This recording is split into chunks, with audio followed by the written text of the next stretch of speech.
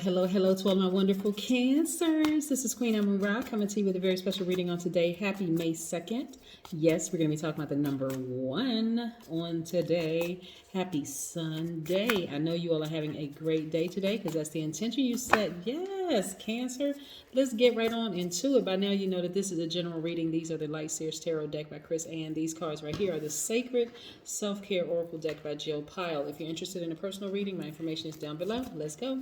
Most High God in the Universe, please give me a special reading. Oh, this card popped out. We're going to leave that card right there. Most High God in the Universe, please give me a special reading for my wonderful Cancers as it relates to every area of their lives, specifically in the areas of power and intellect, money and wealth, creativity, and emotions and spirituality, and where they need to take action. What information do we have for my wonderful Cancers? Yes, Cancers. Yes, yes, yes. Okay, let's see what we have here. So we had one card to pop out. This is the card that popped out, Cancer. The Magician card. All right, let's put it right here for just a second. That's the messenger planet. That's Mercury, right? So it's also Virgo and Gemini's ruling planet. So let's see what else we have here. Ooh, somebody was in a relationship with the devil. Child, please. Hold on now. Look, here we have the Empress card. Yes, we're going to put this right here. Venus. We have the High Priestess. Yes, we're going to put this right here. Y'all got a lot of major things that's happening in your life right now, Cancer. And here's your card right here, the Chariot card. Lots of willpower and you win it. I'm going to tell you something, Cancer. You don't have to say a thing. You don't have to open your mouth. You don't need to say a thing. The Lover's card, which is Gemini's card. And we have the Devil card, which is Capricorn. Yes, Capricorn's card, right? Representing fear and addiction and doubt and all those other unhealthy things, right? So listen, when we look at this spread right here, Cancers, one, you know that you're a sweetheart. You know you're empathetic. You know that you love to give your best. You don't hold back your emotions. You're very charming. You're tenacious, highly imaginative, loyal, persuasive, emotional in a good way, sympathetic, right? This type of energy right here will cause you to be moody, negative, clingy, unpredictable, and suspicious of everything, right? There have been people that came into your life, Cancer, that really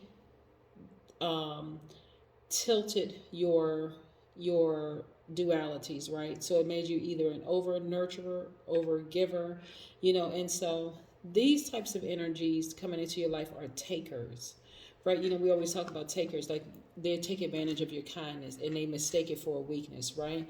But your intuition is on 1,000, right?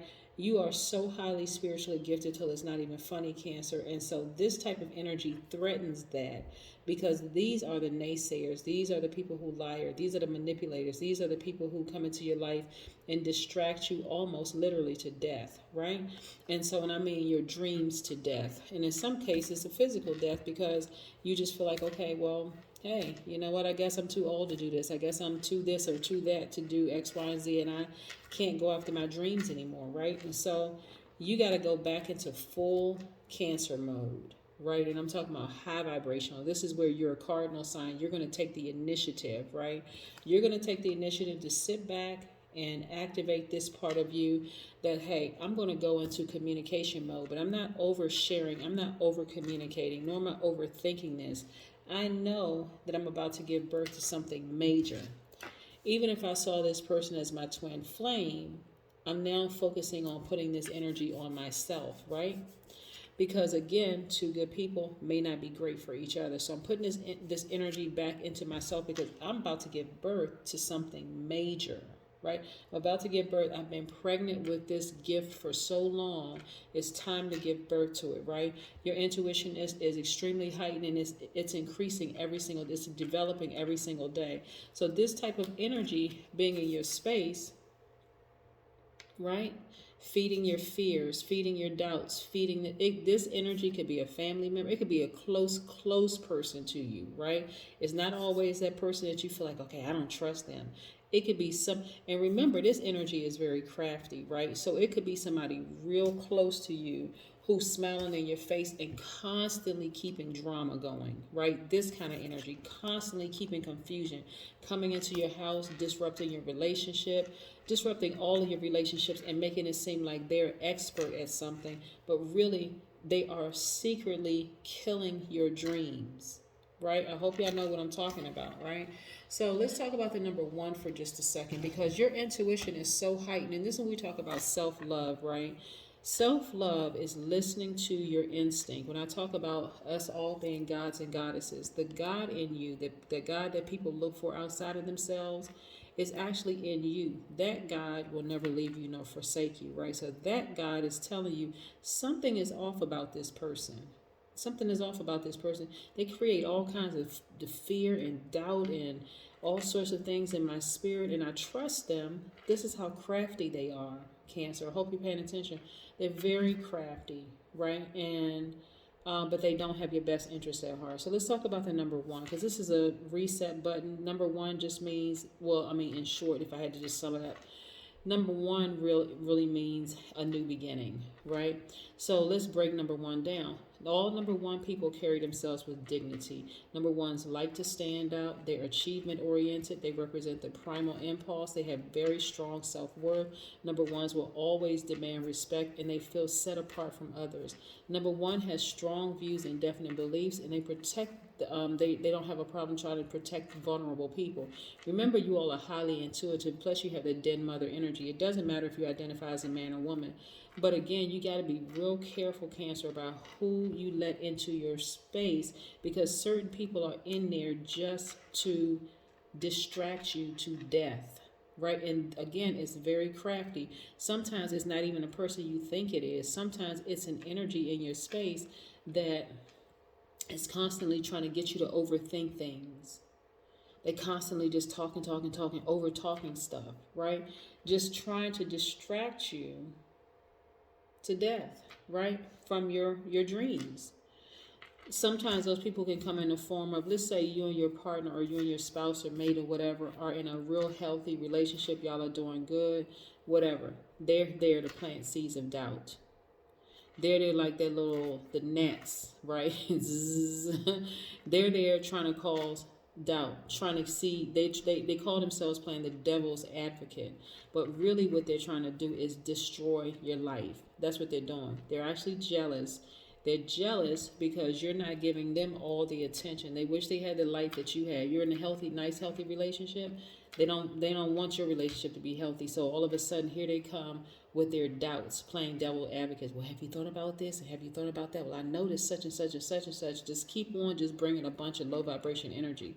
So number ones are also very affectionate with those people that they love and they care about and that they trust, but they are not keen on having an immediate familiarity with people that they just met. Number ones are comfortable around younger people and children, though many times they feel a sadness that arise from their own childhood memories. We're talking about the number one, right? So again, this energy is so crafty and so sneaky and slick.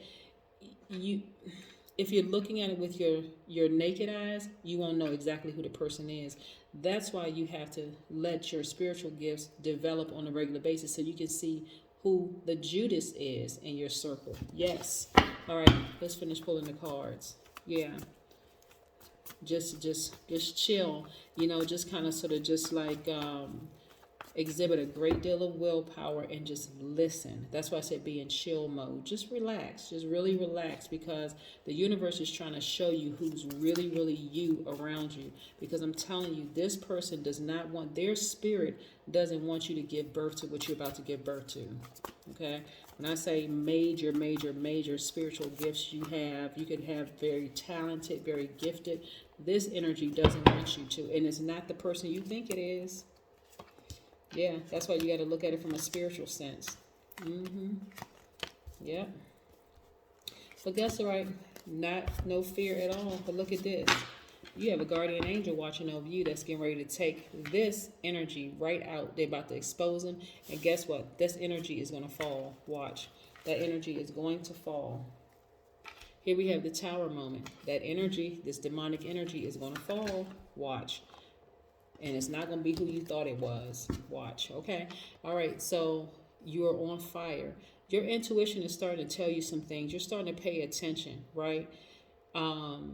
that person wanted to isolate you. The person wanted to isolate you to some degree so they could be the only voice in your head. But what they weren't counting on is your spiritual gifts really, really taking center stage. And you listening to your intuition. Yeah, your intuition telling you all kinds of stuff. You're looking for new windows of opportunity when it comes to your money, which is great. And things are actually happening for you at record speed. See, their plan to destroy you, their spirit's plan to destroy you is about to backfire if it hasn't already done it. I see you also celebrating outside of a house, and you're happy. You're happy, you're celebrating outside of a house, things are looking great for you. And here we have, you're almost there. You've gained a lot of wisdom and knowledge along your arduous path, but you have been enlightened, right? You're about to find out exactly who the Judas was in your circle. Yep. Smiling and grinning in your face, trying to be the only source. Your ancestor says, no sir, no ma'am, I'm about to expose you. And they're going to have a tower moment. It's not going to feel good at all. They just lost you. They lost you as a friend. They lost you as a confidant. Everything, Cancer. I'm telling you. They lost you. They lost you. Yeah. Because here's the thing, though, Cancer. Because you all are sweethearts, you would have done anything for this person or people, right? You would have done anything for them. You were a great confidant. You were a listening ear. You were a shoulder to cry on. You probably cooked them dinner. Who knows? But nevertheless, you were there when they needed you, but they took advantage of your kindness. Yeah. And guess what, Cancer? You about to read them like a book. If you haven't already read them like a book. Yeah, I'm telling you. This right here, this kind of energy, boy, I tell you, they something else. They are something else. But yes, Cancer, that is what I have for you. No fear. Your ancestors are right here watching over you, protecting you. This energy right here, this demonic energy is about to have a tower moment, because let me tell you something. This type of energy right here is not easily detectable. It's not. It really isn't easily detectable, right? This type of energy right here is, they're very good at what they do, right? They're very good at what they do. And see, because you are a nurturer, if you're an over nurturer, you leave yourself wide open for energies like this, right? Because they'll come at you with a sob story. They'll play on your deepest, deepest, deepest sympathies. And like I said, it can come in any form. It could be a family member, it could be a friend, it could be whatever. But I'm telling you, at the root of all of this is jealousy. That's what it is. They're about to be exposed. If they haven't already been exposed, and their tower moment is not going to look good for them at all. It's not going to look good for them at all. And when I say, try not to read them. Read them for filth, okay? Try not to. But I mean, if you have to, you may not even have to read them for filth, right? The universe will do it. Your ancestors will do it, right? But this is where you really tap in to nurturing yourself on a level where you show them, hey, being in my space is a privilege. It's not like I really need you, but being in my space is a privilege, right? Which you abused, you took advantage of. So now you got to suffer the consequences at the hands of yourself, because you brought this kind of karma on yourself. Yeah. Don't feel sorry for them. Let them go through their karma, because they came up against the right one this time. That's what I have for you, Cancers. Bye.